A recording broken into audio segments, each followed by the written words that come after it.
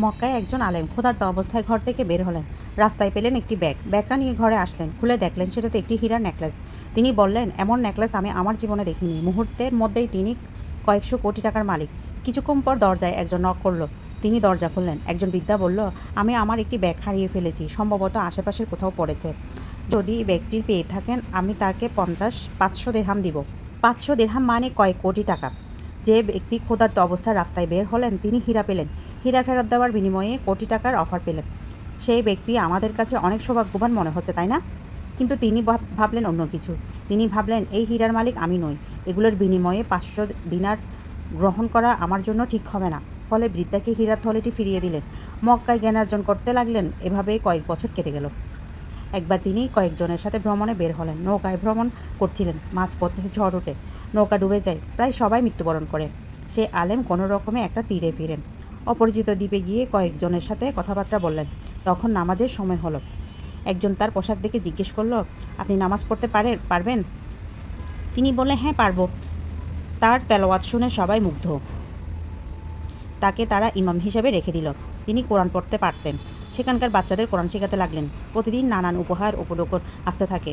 দ্বীপের লোকেরা ইমাম সাহেবকে ছাড়তে রাজি না। এমন ইমাম পেয়ে তারা খুব খুশি। তিনিও ভাবতে লাগলেন, কই থেকে কই আসলেন।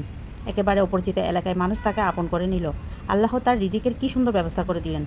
ইমাম সাহেব যেন তাদেরকে ছেড়ে যেতে না পারেন, সেজন্য তারা একজন ইয়াতিম মেয়ের সাথে ইমামের বিয়ে দিতে চাইল। অনেকটা জোর করে বিয়ে দিল। ইমাম সাহেব বাসরাতে স্ত্রীকে দেখে অবাক। তিনি দেখতে পেলেন স্ত্রীর গলায় সেই হীরের নেকলেস, যেটা তিনি মক্কায় ফেরত দিয়েছিলেন বৃদ্ধাকে। পরদিন লোকজনকে জিজ্ঞেস করলেন, এটা কিভাবে সম্ভব? লোকজন চিৎকার করে বলল, আল্লাহু আকবার। এমন চিৎকার ইমাম সাহেব ভয় পেয়ে গেলেন। লোকজন বলল, কয়েক বছর আগে আমাদের এলাকায় সম্ভ্রান্ত ব্যক্তি মক্কা থেকে ফিরে একটি ঘটনা শোনান। সেখানে এক যুবক তার হারিয়ে যাওয়া হীরের নেকলেস ফেরত দিয়েছে, যা তিনি নিজের মেয়ের জন্য কিনেছিলেন। এলাকায় ফিরে তিনি আফসোস করতে থাকেন সেই যুবকের জন্য। তিনি ইচ্ছা পোষণ করেন সেই যুবকের সাথে মেয়ের বিয়ে দিবেন, কিন্তু তার আগে তিনি ইন্তেকাল করেন। দেখুন, আপনার তকদির সেই সম্ভ্রান্ত লোকের দোয়া আপনাকে এখানে নিয়ে আসলো। আপনি সেই মেয়েটিকে বিয়ে করেন যার জন্য সেই মেয়ের বাবা দোয়া করে যান। যেই হীরের নেকলেস আপনি ফিরিয়ে দিয়েছিলেন, এখন সেই নেকলেস আপনার ঘরে। সেই মহান আলেমের নাম ছিল খাদিল মারিস্তান। তার মনে পড়ল কোরআনের একটি আয়াত, ধৈর্য ধারণ করো, আল্লাহর পুণ্যবানের প্রতিদান নষ্ট করেন না। সূরা হুদ আয়াত 115। ফুটি যদি আপনাদের ভালো লেগে থাকে তবে লাইক কমেন্ট শেয়ার করবেন, যাতে অন্যদের জ্ঞান অর্জন হয়।